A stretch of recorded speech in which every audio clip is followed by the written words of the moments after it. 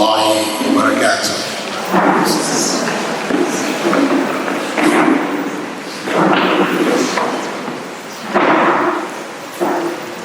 The topic, raising righteous children,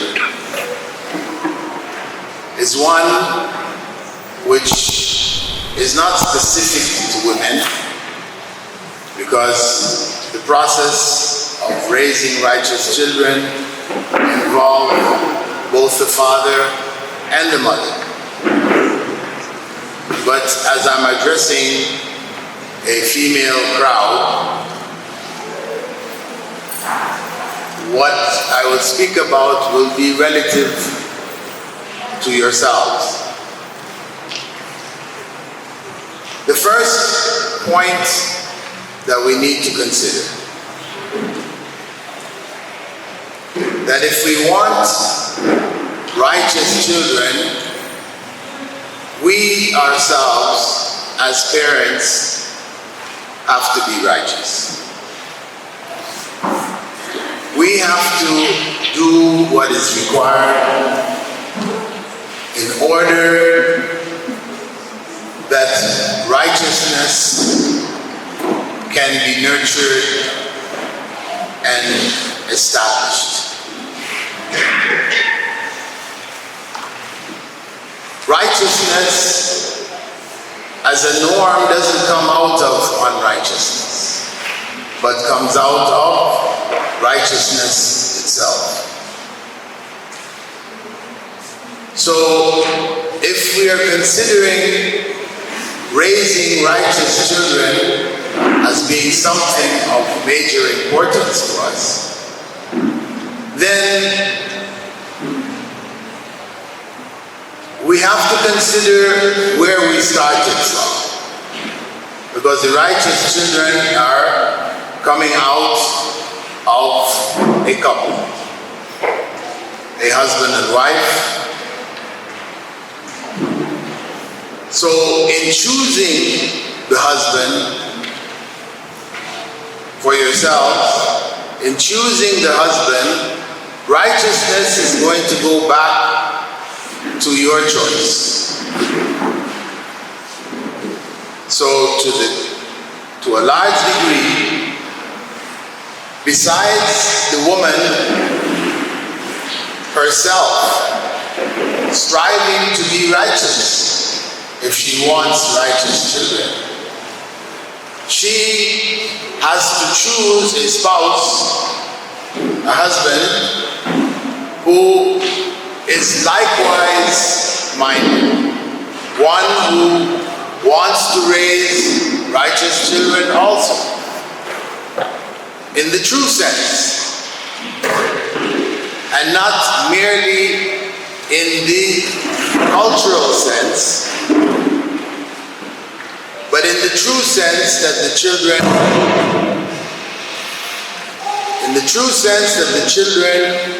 are morally grounded.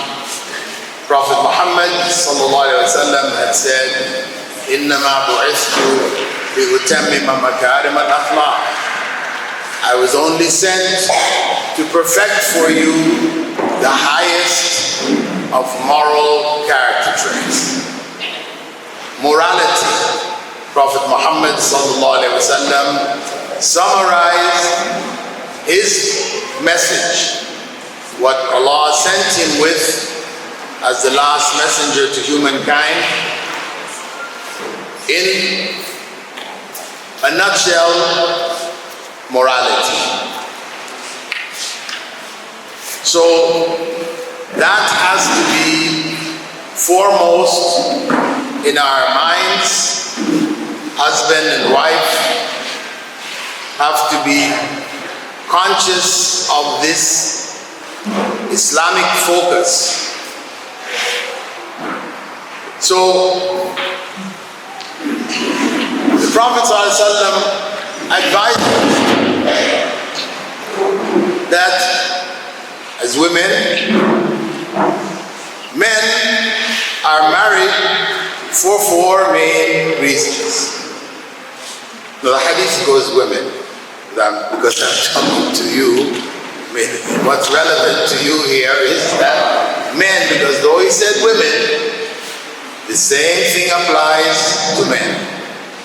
Men and women, it's the same thing. So, as women, men are married for 4 main reasons. Their handsomeness, women in choosing a husband will naturally seek to choose the most handsome male that they can find.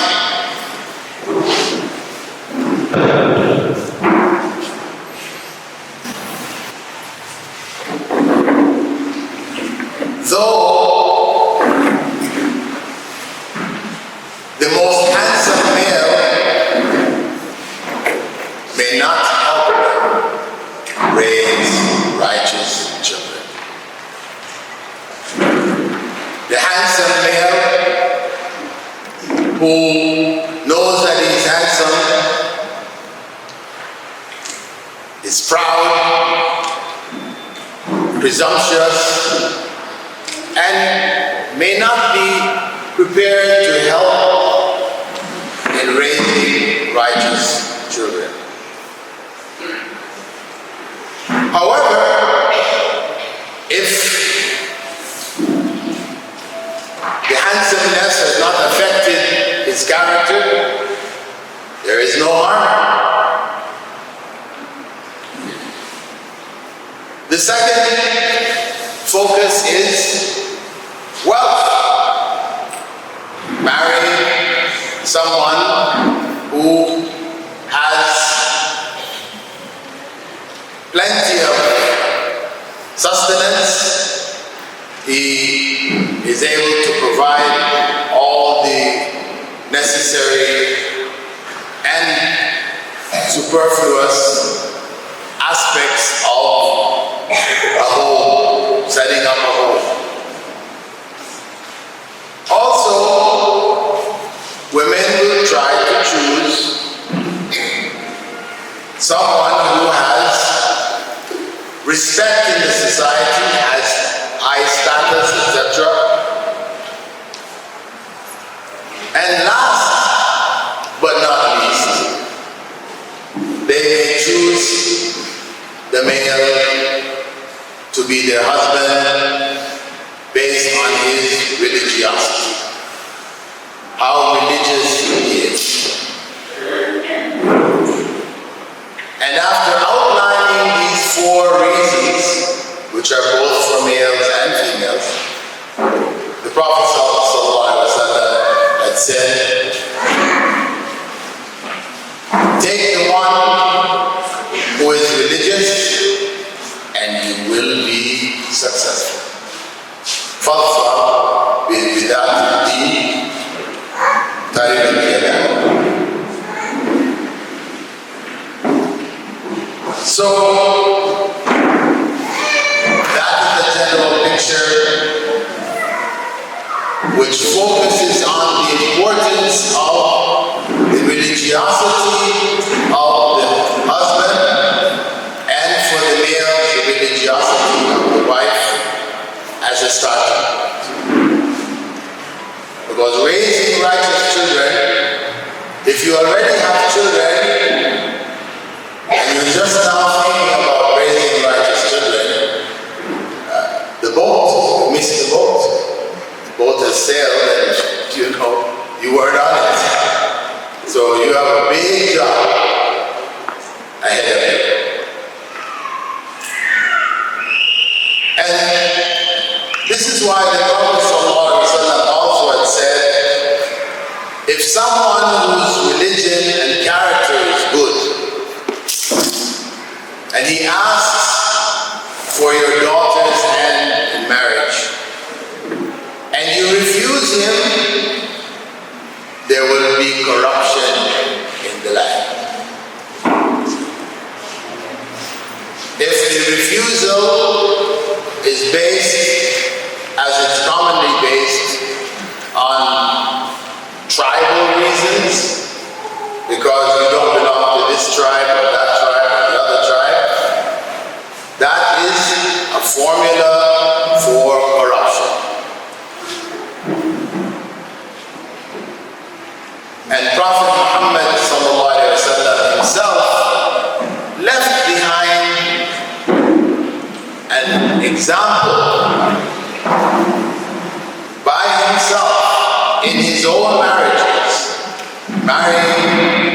former Jewess in Medina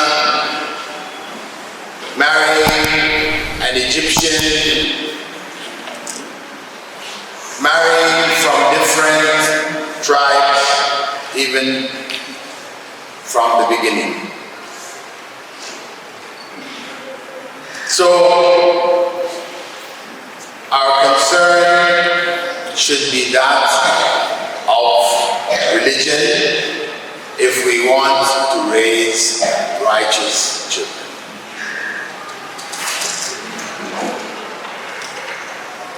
After having chosen the righteous husband, the Prophet ﷺ also taught us the dua, Allahumma jannibna ash-shaytan wa jannib ash-shaytan ma razaqtana.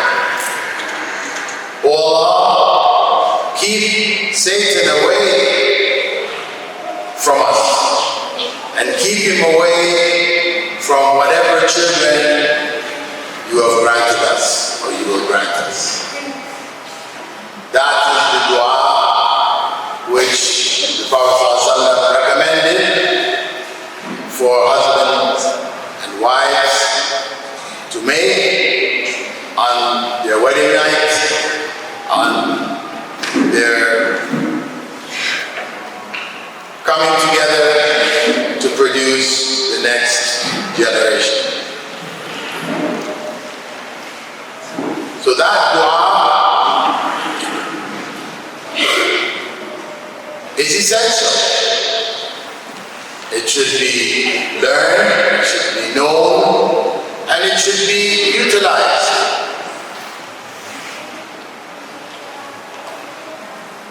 Beyond that, the Prophet ﷺ taught us with regard to children and righteousness to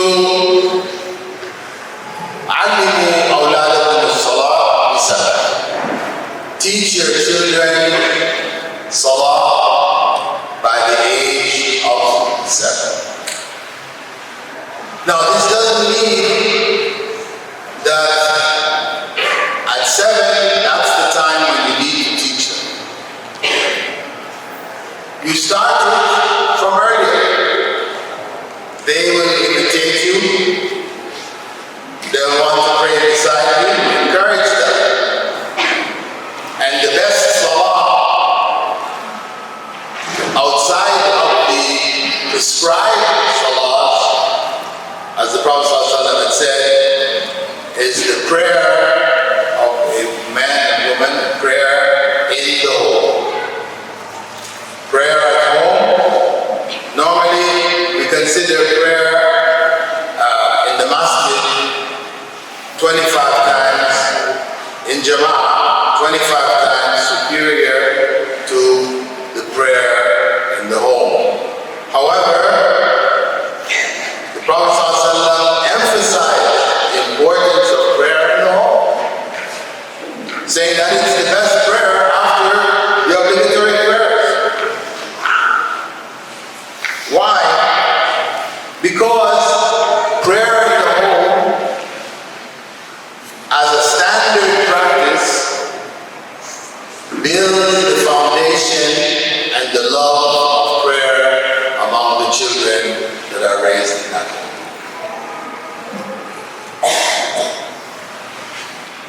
I should mention, of course, the Prophet ﷺ had said also spank them by the age of 10 if they're not praying consistently. Spank them.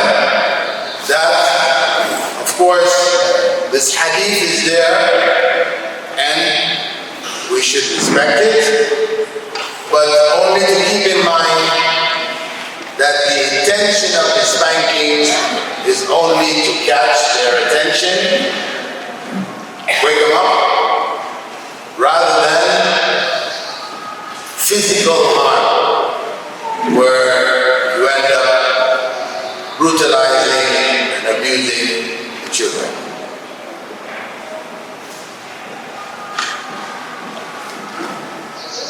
The next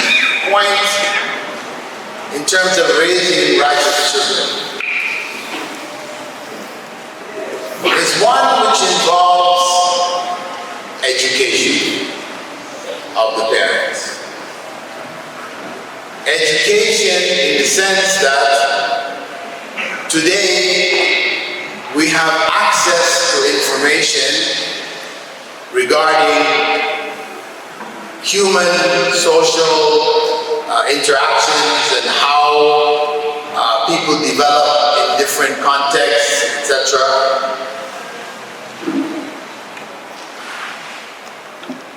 Psychologists have analyzed, child psychologists have analyzed the various phases that children go through.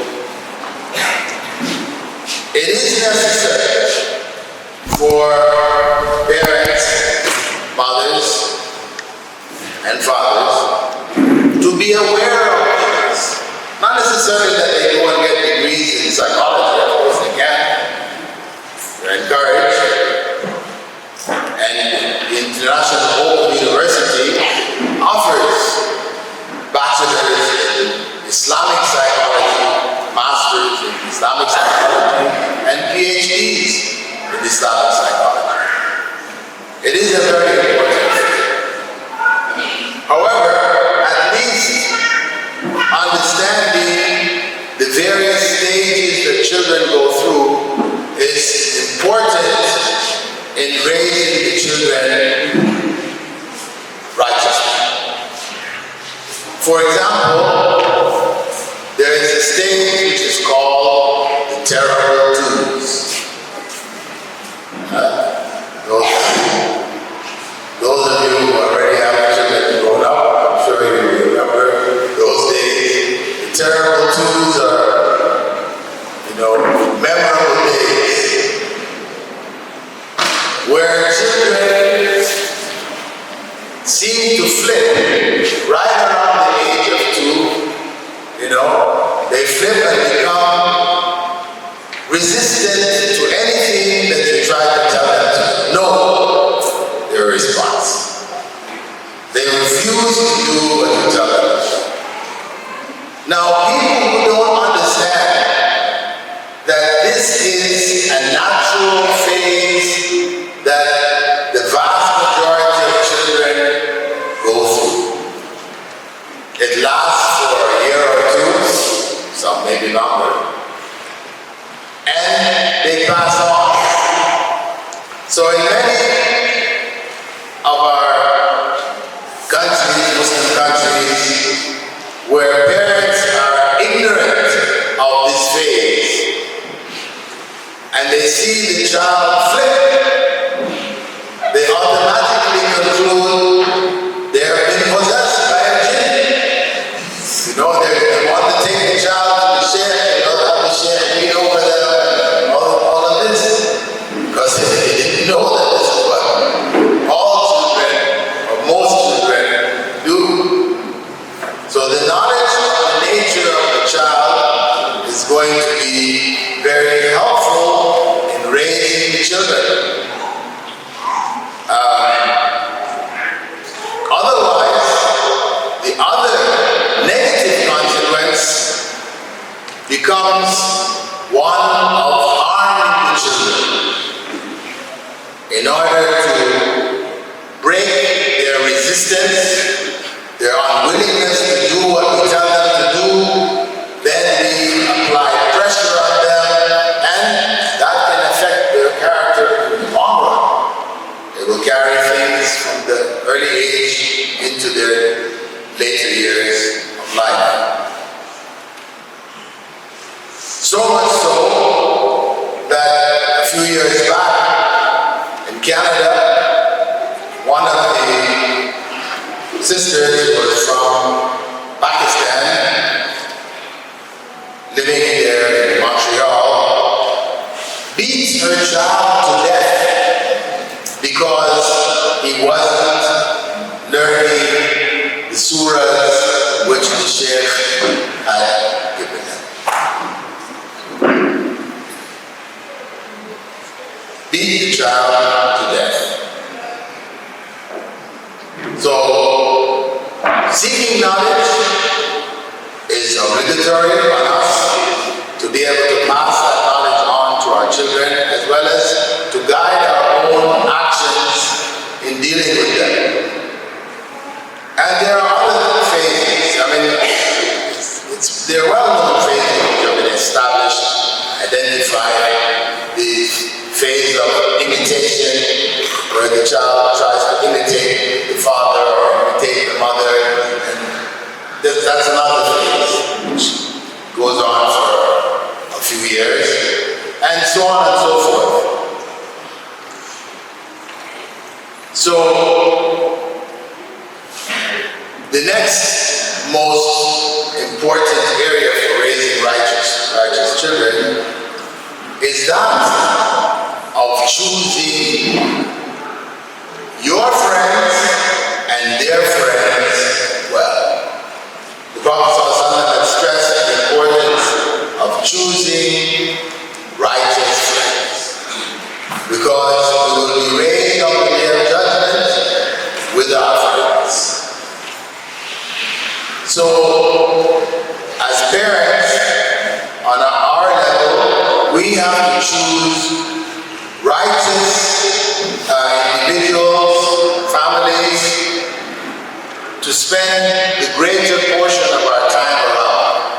It doesn't mean that we ignore or break ties with other family members who are not necessarily up to the higher levels of righteousness in terms of their behavior, character, because the Prophet ﷺ had told us,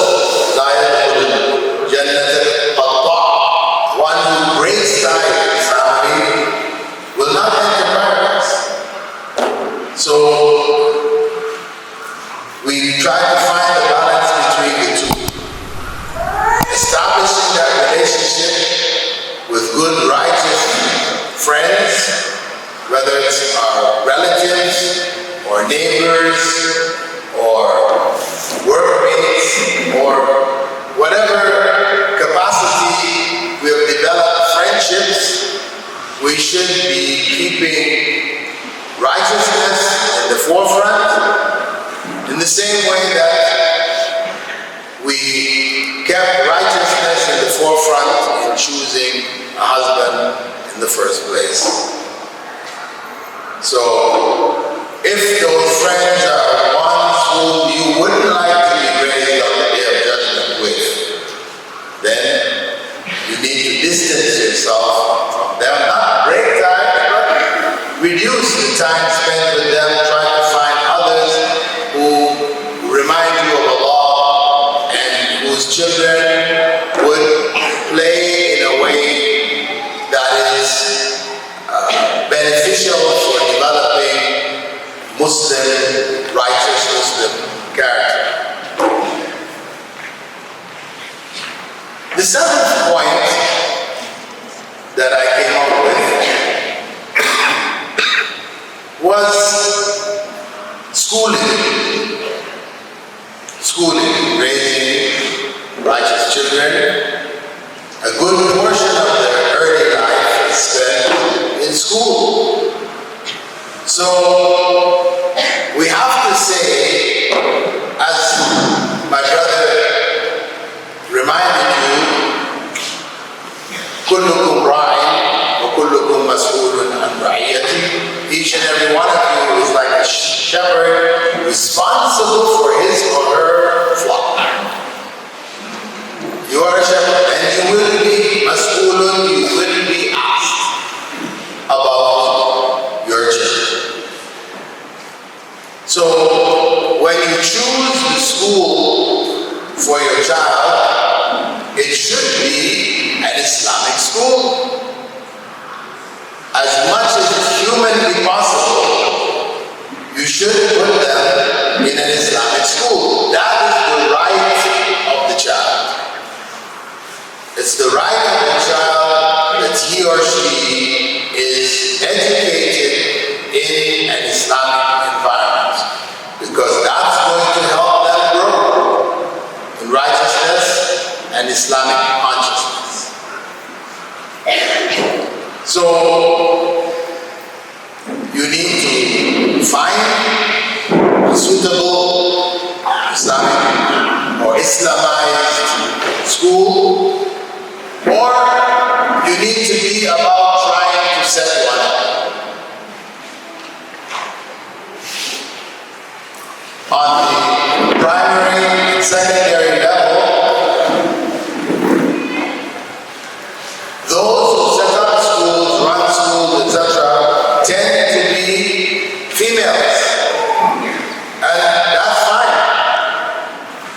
because the concern regarding the children should be the greatest amongst you, spending most of the time with the children. So it is important that from amongst you would be those, a group, who would establish Islamic or Islamized schools for children to study here. If it was an Islamic country, then it would be the responsibility goes to the government, etc., officials to provide that for the population. But as we are in a country which is not specifically Islamic, it's neutral, we have to find ways and means to provide correct schooling for our children.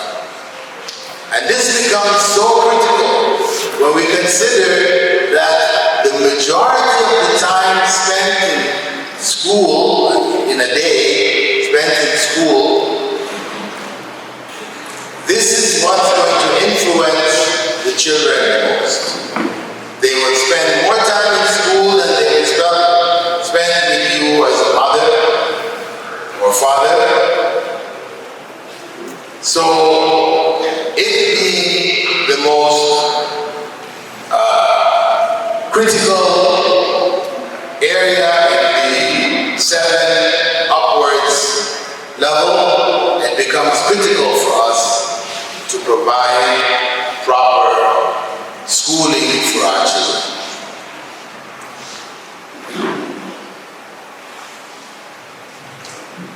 Following the schooling, or along with the schooling, we should build in the children a sense of haya, or modesty. We are living in a time where modesty is looked down upon globally. Women and men who want to cover their aura, etc., in modest ways are looked down upon. And the music industry and other industries promote nakedness. So if we don't get them used to it in growing up, it means now when the time comes when they reach puberty, now you have a fight on your hands. Because the girls are used to wearing skin tight clothes and the boys likewise, and now you're telling them, no, you need this to be loose, not exposing your aura. They've been raised with the new generation of lewdness. So it's very difficult to turn that around once it has become an established norm. So we have that responsibility in the home to develop that sense of shyness. It's natural and it should be nurtured. The Prophet praised shyness when he came across one of the companions chastising his brother because of his shyness, which prevented him from doing some things.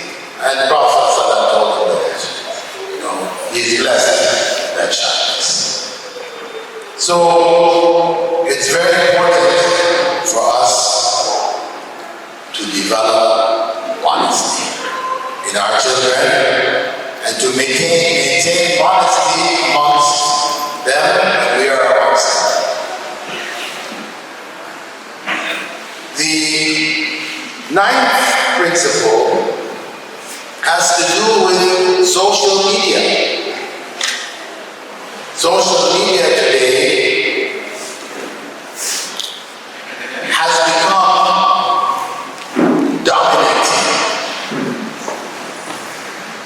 The easy way when the children are stopping us from doing what we want to do is give them a phone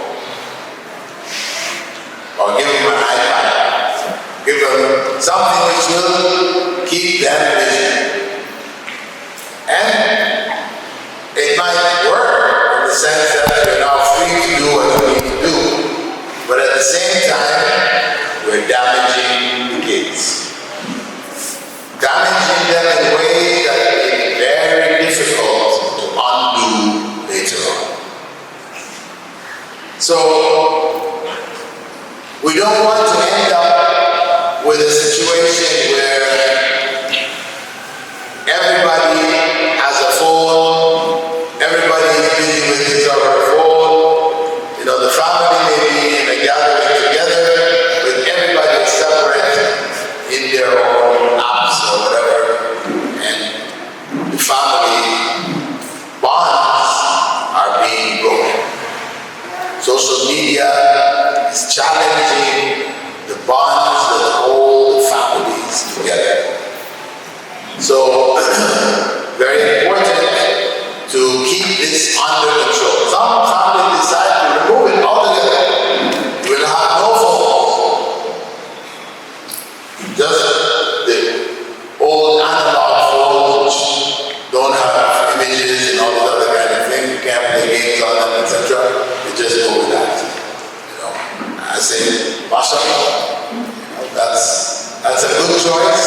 I won't say everybody should do it that way because different circumstances may require different solutions.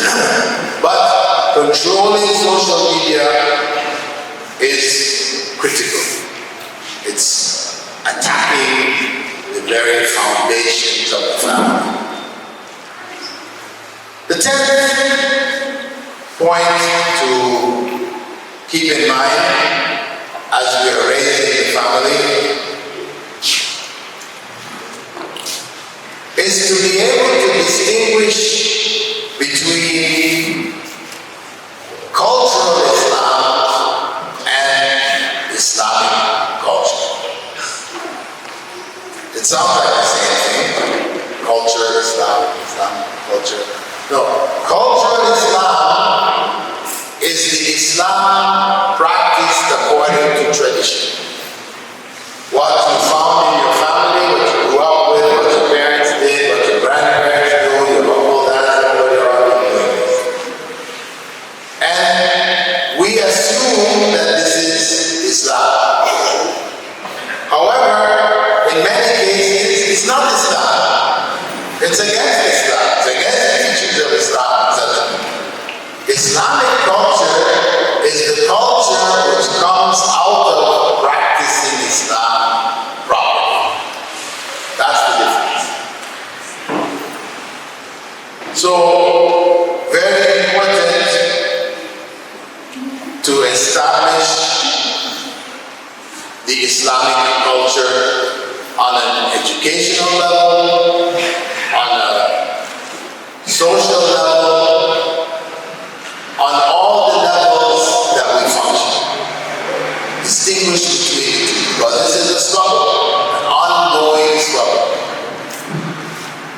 And Shaitan is busy utilizing the circumstances which produce these struggles.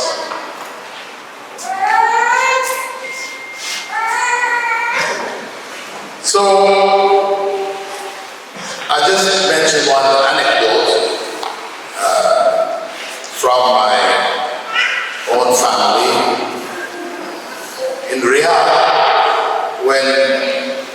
my son, who had been going to Quranic school, etc., in an Islamic school, in the Arabic section, the Arabic and English section of the school, he came home complaining to me that his classmates, some of his classmates, were praying without wudu. They were praying without wudu. So I tried to get a feel of what he was talking about, the circumstance. It turns out that the administration very strict about salah, getting there, making salah, etc. But the necessary time and follow-up in terms of preparation for salah, they ignore it. But the kids all wudu. They know the conditions of the acceptability of salah, what breaks salah, etc. So they had all these things memorized. The rules, you ask them what are the conditions, they tell you that. But yet they were running in the masjid to break it all. So, very important that the essential element of the prayer is taught. Like the kids, for example, are taught the 5 pillars of Islam, 6 pillars of Iman, etc. So they memorize them. They can give you the list exactly as the list is given. But the moral principles that are behind each of the 5 pillars of Islam and 6 pillars of Iman, they have no idea. And many others, till today, they have no idea what are the moral principles. Because for sure, when the Prophet ﷺ said that he was only sent to perfect the highest of moral character, when he expressed that, it meant that this should be at the core of everything in Islam. Morality.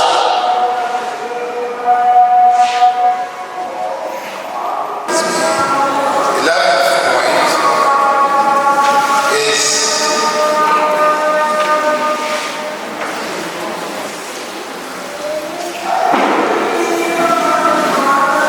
okay, I'll just get down to the most critical.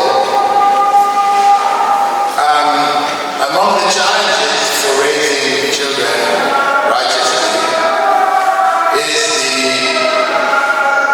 current situation where both parents are working. Both parents are working. In order to have a comfortable life, etc., both parents are in the workforce, and again, the end result would be that children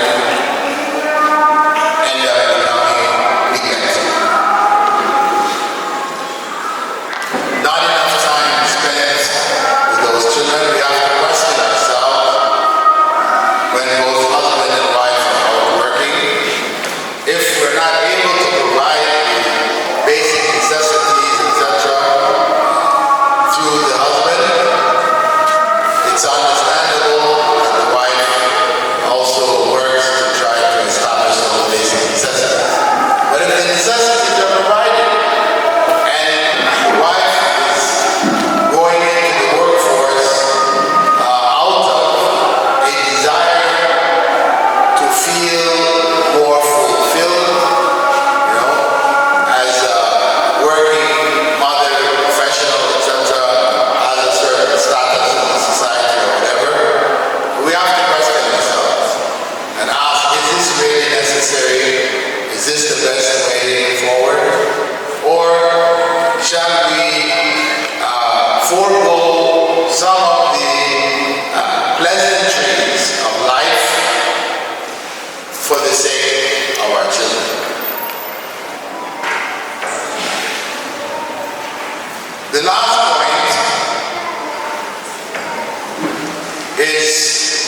the challenge that we're faced with in the society as a result of the high divorce rate. This is something inherited in the past. Of course, divorce was uncommon, but today, not getting divorced is uncommon. So, with the father figure out of the equation, it becomes a necessity for the females to try to replace that father figure, either by remarrying or by making sure that father figures are there in the home for both members of our children, both groups of our children, males and females, because that is also very important for their own psychological development and would be important for us to establish the moral example that the children need in the early stages of their development. So that concludes points that I was able to gather, and I hope that they are useful and find some